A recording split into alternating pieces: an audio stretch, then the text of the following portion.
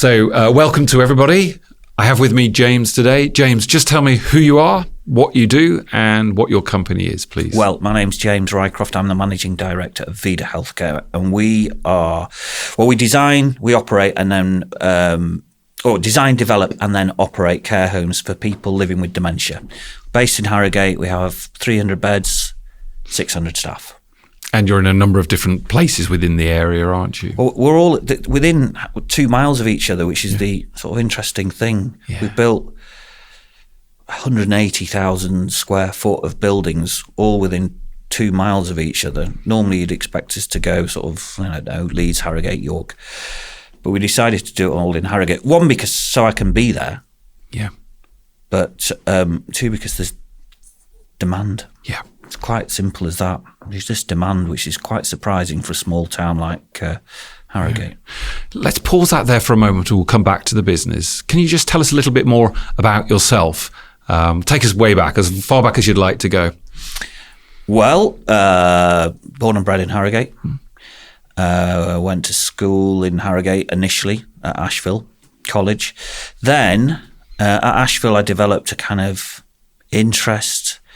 passion for drama, acting, and sort of that developed, and I really, really wanted to, go forward with that. So by chance, my cousin happened to be at a school, sort of a drama stage school. In my mind, it was a drama and stage school down south. So I went down to see this show down there. It was amazing. Fell in love with that. Did an audition for it and actually found out, you won't be able to believe this really, but it was called Elmhurst Ballet School, which is quite a prestigious ballet school. I auditioned for that. I'd never danced in my life. I'd love to see the video of that. How old were you? Just tell me. I was 14. 14, fine. So I was desperately trying to be cool and failing miserably, especially when I did this audition, but for some reason I got in. They said, we will put you on a specialist, timetable so that you can focus on your acting, which they never did. So I just ended up spending 2 years training with already established ballerinas, basically. Gosh. It was great though, because it was 25 boys and 200 girls. So it was a good ratio for me. And I sort of bizarrely hated it and loved it at the same time. It was really hard work. Came out of that, did my A-levels back up in Harrogate, and then carried on. I went to the Royal Scottish Academy of Music and Drama and trained as an actor for 3 years, which is obviously what I always wanted to do. And then I was an actor for about 8 years. So just take us through the acting. What sort of things did you get up to? Well, firstly, not as much as I would have liked. All right. Is that in the nature of acting? Yeah, just it's hit and miss? Well, it's 97% oversubscribed is that world. Is it? Yeah, it's astonishingly hard to get work.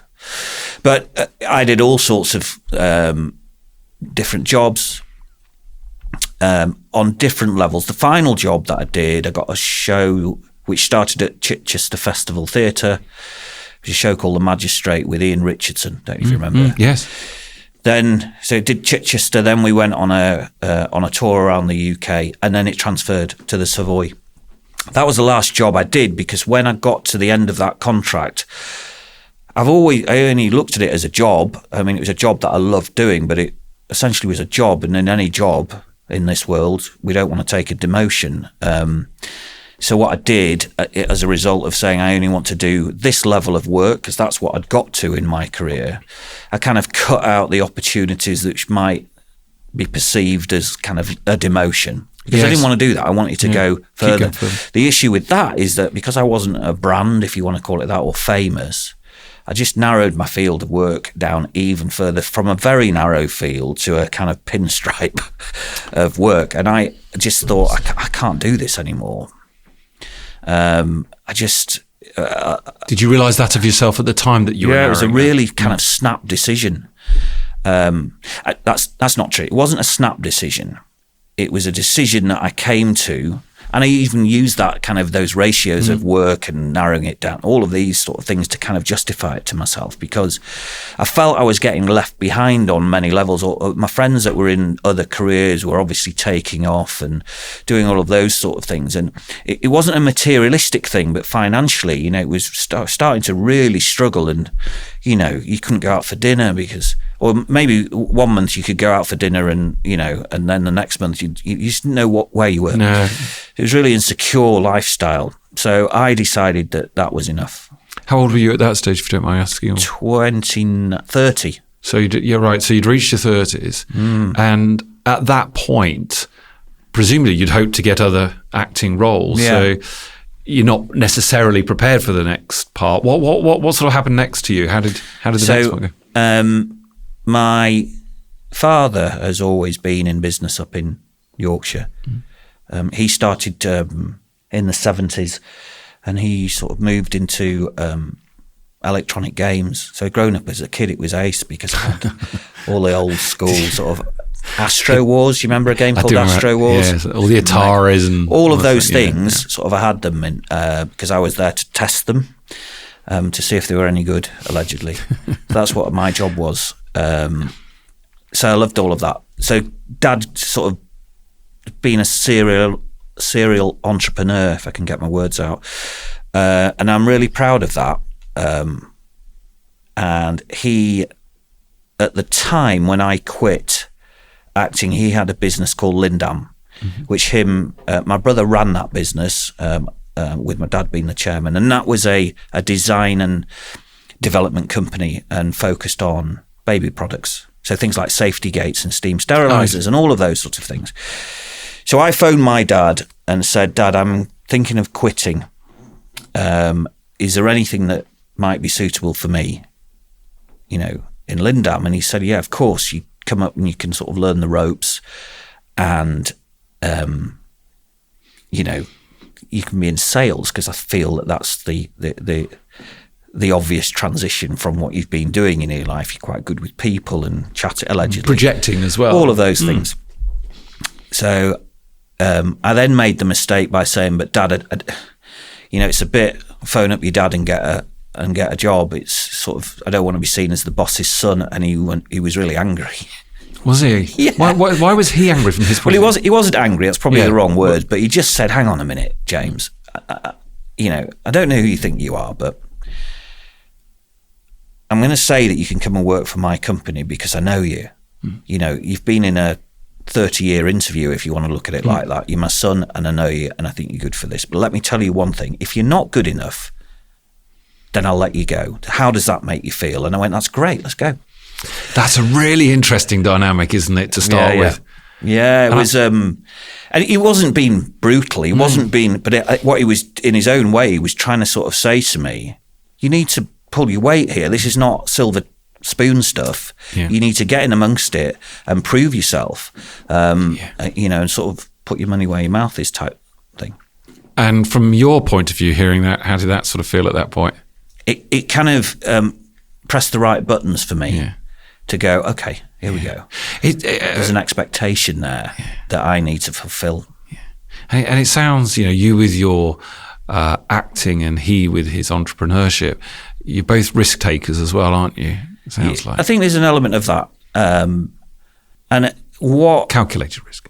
Yeah, I think over the years since we've worked together since then, and it's been a really interesting, diverse journey, but I have realised that we're quite similar. We get on I absolutely relish the relationship I've got with my dad, because you know, he does respect and listen to what I've got to say, and he dismisses things that are not right from his point of view, but he doesn't dismiss them without a debate. Yeah. So I'm going to ask it now. I was going to ask it a little bit later on, but as we're on this point, you go into a business with family, and a lot of our viewers will be in family businesses. How do you, and you've just explained how you went into it, what that dynamic was like, but once you're there, how do you manage that dynamic between the two of you and then in front of the rest of the company, if you will, as well? How does that How has that progressed? Well, I was always brought up, to be very respectful and to be, I guess, empathetic and to understand. It's a very fortunate position to be in. But my dad always has been very, very down to earth, and he's always had the philosophy or stance that, it's all right owning the business or being the boss or whatever you want to label that as. But literally, and this is how I run my business now, is that, without every single person in that business, it just doesn't work. No. So everyone deserves the, equal amount of respect. There's no hierarchy. There's no pyramid structure. It is a flat line around you and everyone's kind of in it together.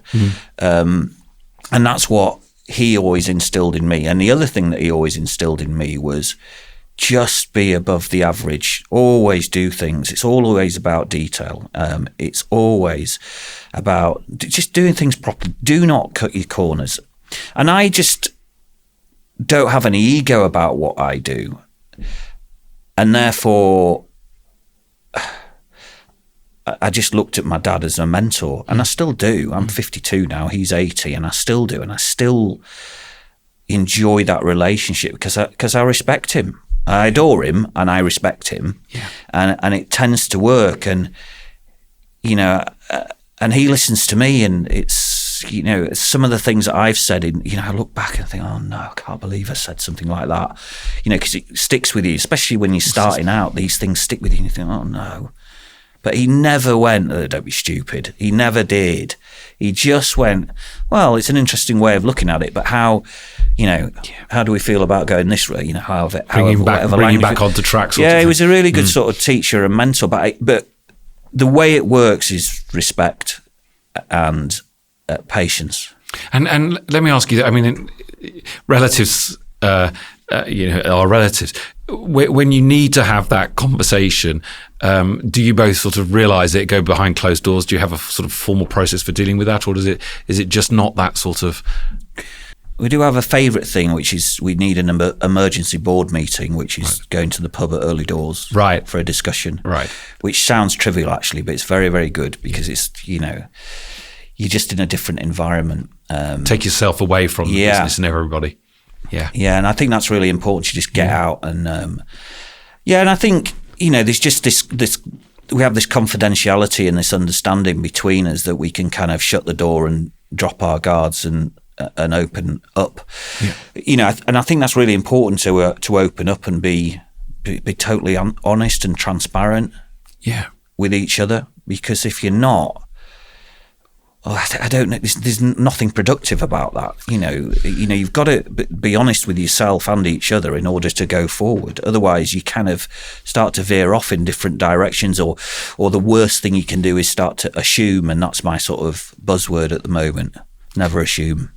Don't assume. It makes an ass out of you and me, doesn't it? That's And I presume that's your chance to get back on track with whatever it is, or to see different perspectives, and then you then sort of show a common face to the organisation. I think that's the I think I don't want to over exaggerate that, but it's interesting to see what the mechanisms are for trying to discuss matters which you may not be totally together with.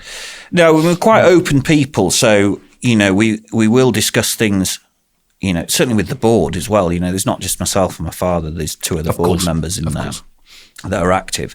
So we will, but I think you just know instinctively what's there to be discussed out loud and what isn't. There's always things that only a father and son can talk about as well in the context of business, in the language that you use that might not be seen as the right thing to be saying out loud in a professional environment. Does that make sense? Yeah, it absolutely does. I think we'll move on from this, but I think the fact that you've been working together for so many years now is sort of proof of the pudding that whatever you do works. Doesn't it? It does seem to work. And you break it all down, and this is how I live my business life. It's all about simplicity and no lack of ego. I've said it before, but it is about lack of ego. What do you mean by that? What do you mean by lack of ego? Well, I always find, or not necessarily I always find, but there is a stereotype about leadership, and you see it with not to get political, but you see it with Trump now. He has an ego, and what that ego does sometimes, his ego outweighs his intelligence. Some people might say, but it just gets in the way, because especially in social care, which is what I work in, you just can't have that, because I surround myself with people that are experts within their own field, and if I don't know the answers, otherwise I'd be doing everything. I have to have everyone around me, and therefore I have to listen. Ultimately, as the managing director, I'll make a decision when needed, but that decision will only be when I'm challenged, and after being challenged. Yes. So we have these healthy challenge debates, however you want to put it, but an ego is just, it makes you think, it's narrow-minded, in my opinion, and it doesn't allow you to be open, and I think that's fundamentally the catalyst to good work. That's interesting, and better decision making, as you're describing, with people who know what they're talking about in particular areas. Yeah, I've always had this thing, which is a rather self-deprecating saying, but I do surround myself with people that are better than me. Allegedly. Well, I'm only joking. Let's say they are. So look, let's get back. We went off obviously and rightly into the sort of family dynamics of doing business because it matters. But let's get back to the business. So you enter the business. Tell us a little bit about what you're doing at that point. What's the business doing at that point? So that was when I started. It was Lindam, which is the baby product, product development company, effectively, that happened to specialise in nursery items, and it was a really great business. But also at the time, my father had a development and property portfolio, which I found really, really interesting. And I've always loved that sort of creative side of developing properties. I did that when I was living in London with houses, etc. But I kind of developed this thing with this passion of which my dad sort of went, hang on a minute, why don't you shift across? My brother was, as I said, the MD of Lindam. So I shifted across and managed the properties that we were doing, but also started some developments of which I had no idea what I was doing, which was a really interesting journey to go on, because I was kind of thrust into this arena of, building not just refurbishments of things, but then the first major project I got given was to develop a 15,000 square foot office building in Wakefield from the ground up. Without any particular background experience other than seeing it being done. So, but again, using that, surround yourself with people that are better than you. That's what I did. But I had a couple of friends who were, QSs and stuff like that. So, got them on board who I trusted. And then I said, you need to just hold my hand through this, because this is what I want to do, and we'll develop this further if we can. So what we need to do is have some open, honest conversations when we sit down with contractors or potential contractors, is to say, and I used to sit down and say, look, this is my first project like this. I don't really know what I'm doing, so I need people that I can trust in and can help and explain this journey, so that we can develop a working partnership. Because if we do this well, I won't bother going out to tender next time. We'll just use you. So that's how I kind of started to try and build relationships and build trust. And I learned really quickly, because you have to, And some people will, and some people won't buy into that, won't they? That's right. But it's, it becomes very apparent very quickly who does and who doesn't. And I don't think it's lucky that we got it right the first time that we did it. And I'm not saying I was just cast out on my own. No. My dad was there with me, and we did it together. But it was a great journey to go on as a learning project. But it was in at the deep end stuff. Yeah. Did you dig the first piece of turf out and top it out, or we did all of that? Yeah. Did you as well? Yeah, I didn't feel stupid, but yeah. No, but an obvious sense of achievement. I suppose. What were you doing? Project managing, negotiation, sales? Not necessarily project management, because that was obviously you kind of, that was out, we had a team around us that was helping us through it all. What we always knew was what we wanted as an end product. Yes. And we knew what the quality of what that was, the design of, and the type of design that we wanted, and how we would then market it after. So we knew what we wanted. Yes. Over there, but we just needed people to help us get there. Yeah. And that's where the trust and that journey comes in. And then once you've done it, you then start to puff your chest out a little bit more, don't you? And yeah, you know like what you're anything. doing. It's like anything. So, and that's how that moved through. And so we did a few bits and pieces in terms of development. And then this piece of land came up in Harrogate, and it was earmarked for healthcare or supermarket, in a nutshell. And I happened to have moved up to Harrogate from London a couple of years before, and the guy that had sold me the house was in healthcare, and I got on really well with him. He's still a friend today. And I showed him this site and I said, "What do you think?" And he said, "This is incredible, this site. What do you think about doing a JV on this?" And ultimately that's what we did. So it was me, my father, and my business partner at the time. And it was at the time in healthcare where it was being re-regulated, and it was a new era, and there's a lot of investment coming into it. So we did a business plan on this site and worked out that if we did 100-bed care home, that would be the optimum in terms of how we could make it work financially. And Graham, my business partner, he did all the healthcare side of things, and Chris, my dad, and I did the building. But we sort of collaborated and worked and learned from each other throughout the whole process. We built this building and opened it up, and it was great. And it was sort of, I talked earlier about knowing what we wanted at the end. Well, funnily enough, the CQC say this now. So I'd like to think that they may have stolen it from me, although I don't think they did. But so we built this great building, and we knew how to do that. But all we knew about healthcare was, would we put our mum in this place? Would we trust people in this building, and would we trust this building to look after my mum? Let's make it really personal to see how can we achieve that. And Graham was on the same page, and that's how we got together. We built this building, it was really good, and then Southern Cross came over the hill and said we would like to buy this building. We'd only just opened. And they were one of the largest healthcare providers at the time, weren't they? Yeah, they were flying. And we had absolutely no intention of selling that, none at all. And then they made an offer for us that was one of those offers that you can't not listen to. And then the day that we completed that deal was the day that Northern Rock announced. So that was in August 2007, wasn't it? Yeah, September, I think. Anyway, September, was it? Sorry, yeah. And so that afternoon, Northern Rock announced, and then everything shut down effectively. So that's what we did as well. We kind of battened down for a while.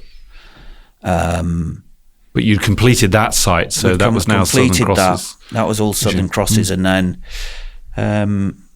always wanted to go back into it. And 2 years later, we found the next site. Was that a question? Was the delay a question of finding the right site, or that plus a mixture of the economy after the crash of 2008? A mixture of everything, really. We battened down the hatches because it was that time when people didn't know whether the banks were going to collapse. No. It was all over the place. It was the oddest time in anyone's lives, I think, in this generation. But other than now. Well, there is that, yeah. But anyway, carry on. Or 2 years ago, in the middle of the pandemic. So perhaps not the oddest time, well, yes, but we live and learn. So we then, I found this site, but it's important to say, when we were developing Belmont House, which is the first one that we did, my father and I did some mystery shopping around care homes to see how people operated and do what you do. And there was one care home that we went into, which was the one that stuck in my mind and I always remembered. And there was a lady called Bernadette Mossman, who came to meet us. She was the manager of this home, came to meet us. And I said, we'd like to look around. Before we went into the home, she put her head round the door and said to some of the residents, ladies and gentlemen, I've got some visitors. Would it be all right if I came into your home to show them around? And I thought, that is good care. And that's what I want going forward. Yeah. And I tried to offer her a job. Well, I did offer her a job for the new care home, and she didn't take it because she only wanted to specialise in dementia care. And that is basically gave me the idea for Vida Healthcare. And that's all we do now, is look after people that are living with dementia. And that's how over the years, we've developed our sort of design techniques and design template for all of the homes that we do. It's based around a lot of research and emerging evidence that we know affects people's lifestyles and well-being. But Bernadette's sort of philosophy and approach to this was a real sort of driving force as well. So we kind of came together. She finally accepted that I was the man for her, and commercially that is. And came across. And that was however long ago? 14 years ago. And I mean, what's interesting is this is not just dementia sort of end of life. This is about, as we know, as people are living longer, and therefore there are more instances of that. Yeah. But this is different stages as well, isn't there? There's younger. You care for those who are younger, if you like, in their 50s and 60s, and however young they happen to be. Through. So what's really important is, for my business and the service that we provide, is continuity of care. And the way that you provide continuity. So dementia is a progressive disease. I mentioned the design. So in one of our buildings, we have 4 what you might call independent small care homes, houses, whatever you want to call them. And in the other 2 homes, we've got 8 in each. So effectively, we've got 20 small environments that provide different types of care. All of these environments are in the building. They're all very similar in decoration. They're similar in layout, and they're similar in even down to artwork and furniture.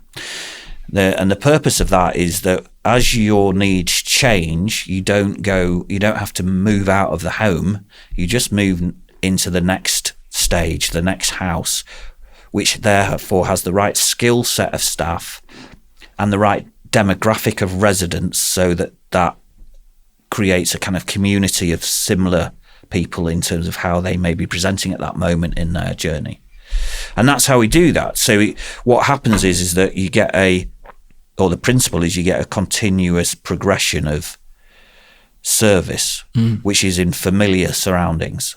And that's fundamental to good care, in my opinion.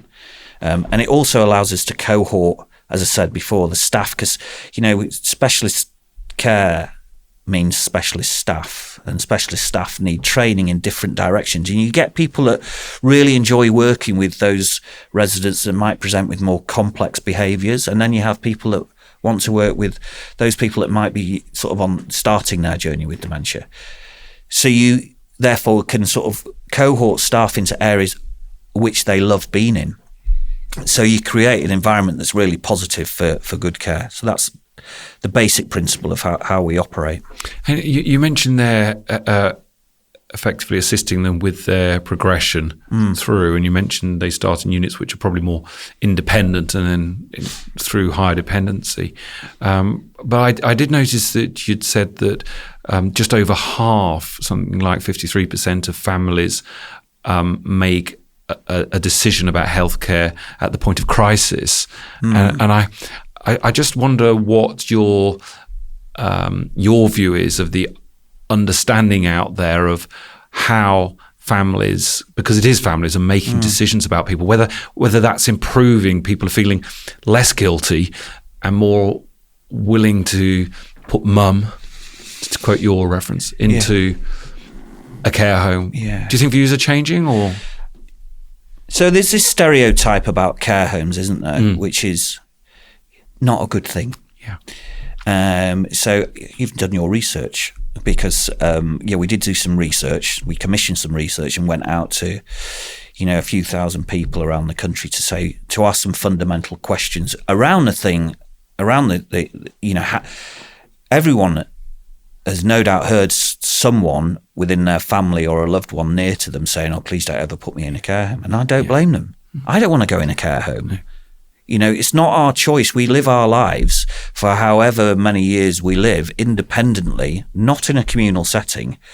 We build our houses, we do whatever we do, and we live independently. And then all of a sudden, the most appropriate place to be in your twilight years is allegedly a care home. I understand that dynamic, but you've got to be realistic about that. So we're up against it because that's human nature, I think. But there is a time for everyone, actually, because some people make the choice, if you're living without dementia, you're just older and frail and want security. There's always reasons and very good reasons, and amazing operators out in social care that provide really safe, secure, sociable environments. Because one of the worst things when you get older is loneliness.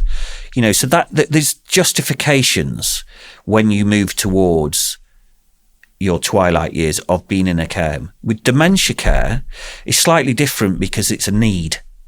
What you find, as you rightly said, is a lot of people don't think about it until crisis. And that might be because of guilt, because it's my mum and dad and they've looked after me, and therefore it's my turn now. And of course, we all have that responsibility to whatever degree you choose, and nobody's wrong on that, by the way. It's a very personal journey, but there is a lot of guilt.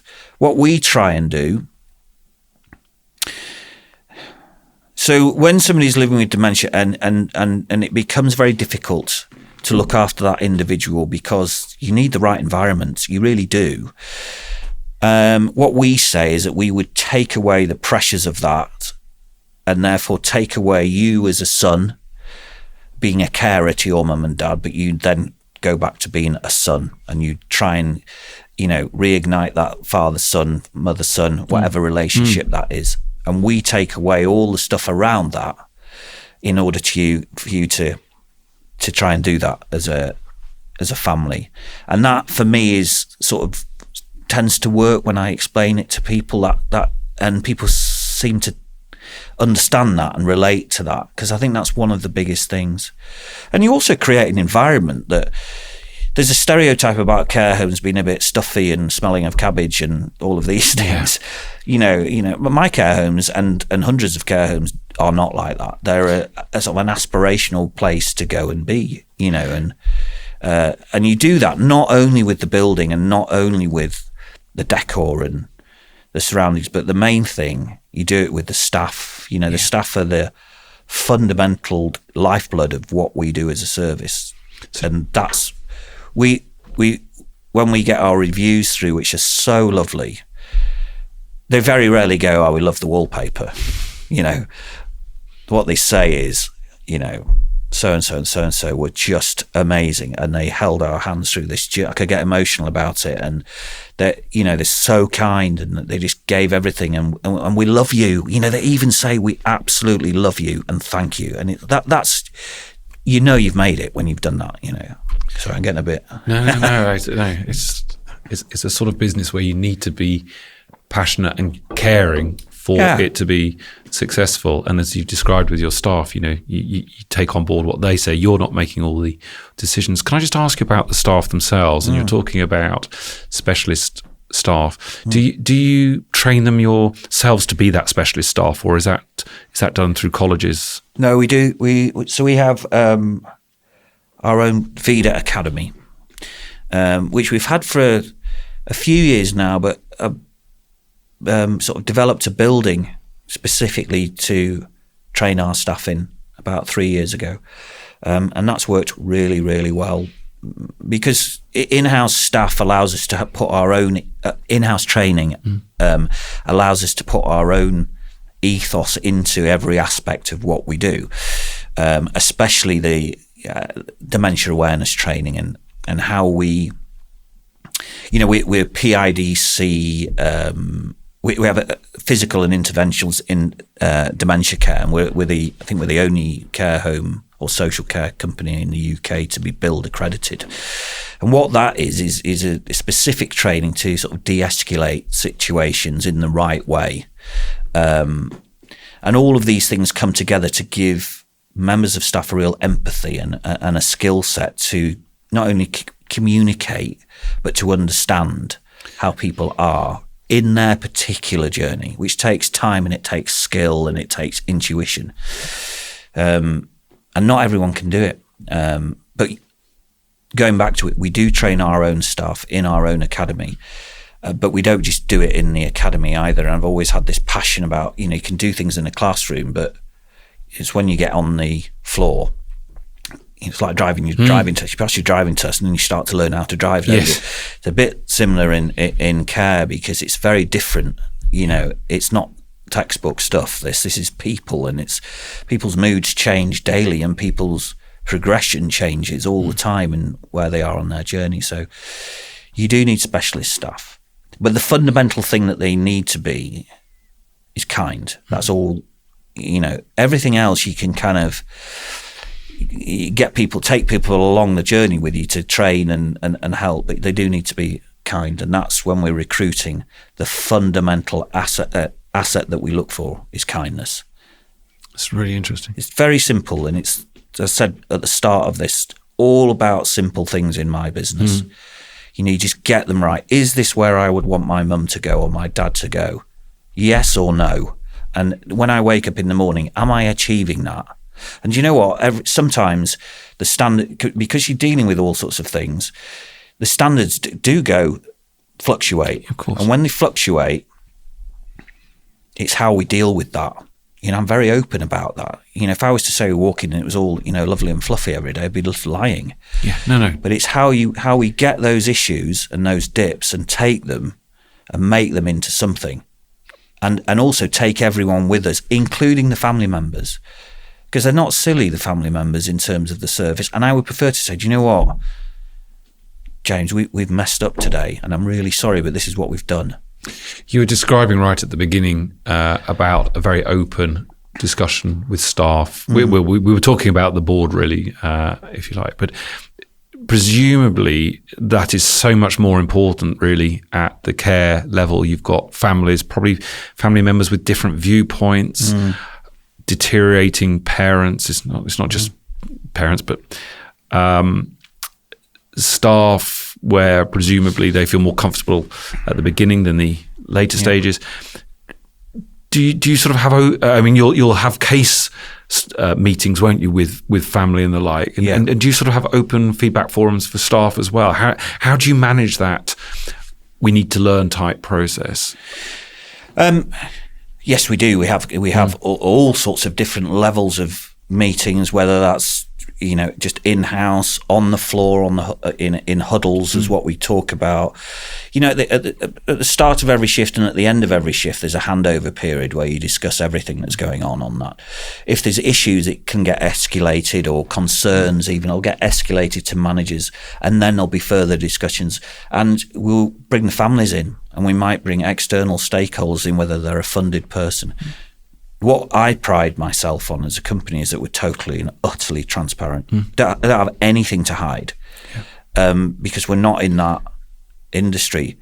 And what we find with that has been a fundamental part of our ethos, which is honesty and transparency, is that everyone can relax and not be scared of saying, oh, I saw this happen and I don't think it's right. Because whistleblowing is a big deal. I want people, if they don't see, and it might not be that person that's doing something wrong might not even realise that they're doing something wrong. But we have this, one of our, we did our values as a company about 3 years ago. And one of them is in it together. And we're all in this thing together. And I hope that doesn't sound a bit too sort of cliched. But we have to be in it together because we're looking after people, and we're not just looking after the residents, we're looking after the families. We're giving the families security, and we're giving them that helping hand through what will be one of the worst times in their lives, whether you're a wife, son, daughter, or loved one. And we need to be there, and we need to help them as well as the residents themselves. And that's something that we've always tried to do.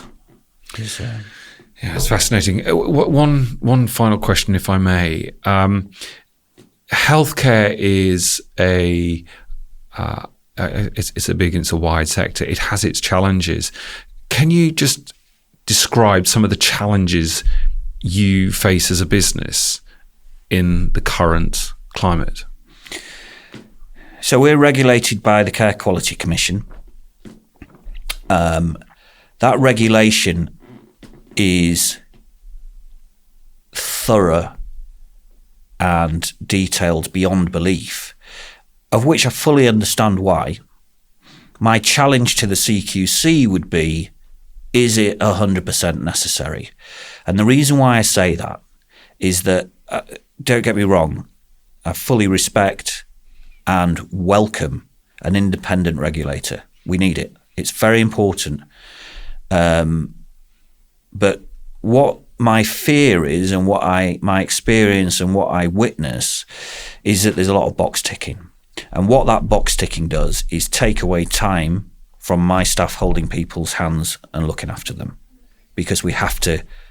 So that's one area that it's arguably over-regulated and needs to be streamlined and be more efficient, because the amount of paperwork and administration that goes with that, is problematic. Yeah. Only because it just takes people's time. Yeah. So that's one of the big problems. We also have a lot of residents that are funded by local authorities or whatever public funding stream. It doesn't matter where it comes from, and they're limited on their budgets, and the cost of care. My cost of care is not what their understanding of cost of care is. Again, I have nothing to hide. I frequently offer to sit down and say, this is what it is, but that's a barrier sometimes. But because we're quite niche in what we do, we don't have so much of a problem. But as a wider scale in social care, the cost of care is a very highly debated and contested area, because, the government's idea of cost of care certainly is not the reality. It just doesn't work like that. And, it's an expensive industry to be in. It's simple to run care homes is expensive, and it needs funding appropriately and properly in order to give the great care that people deserve. That's fabulous. I'm going to ask one final answer. What would success look like for the company, for you? So the finest thing that we can achieve is to get the testimonials that we often, I'm very proud to say, receive from families which say, thank you, you've done a great job. You allowed my family and my loved one to live out their final days with dignity and to the very best of their ability. And I think, that's what we try and do. I can worry about buildings, I can worry about the finance, I can worry about this, but actually it's pointless, because what I need to focus on as a businessman is my product, and my product is offering care to older and vulnerable people that are living with dementia. That's my thing. If I focus on that, everything else falls into place, because I get paid, and if I get paid, I can look after the buildings. And I know that makes it very, very simple. But that's how I run it. That's how I look at things. Just focus on actually what you're doing. Not any other dynamic, just on amazing care, because that's why you get out of bed in the morning. And the rest just follows. Yeah. James, thank you so much. I've thoroughly enjoyed having this discussion with you. What a pleasure. Thank you. Thank you for joining us. If you enjoyed the episode, please like, share and subscribe, and we'll see you next time. Thank you.